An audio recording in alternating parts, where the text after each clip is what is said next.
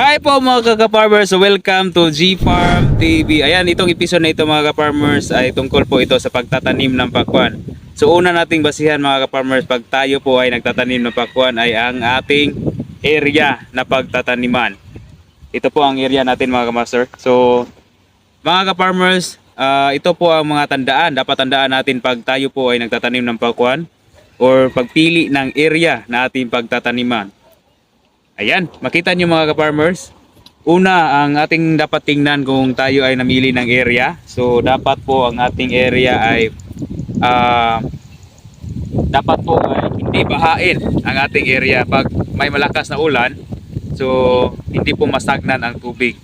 So, lagyan natin ng mga kanal. Pero importante po, hindi masagnan ang tubig sa area natin mga ka-farmers. Kasi yung pakwan kasi matakaw yun sa tubig pero takot po yun sa tubig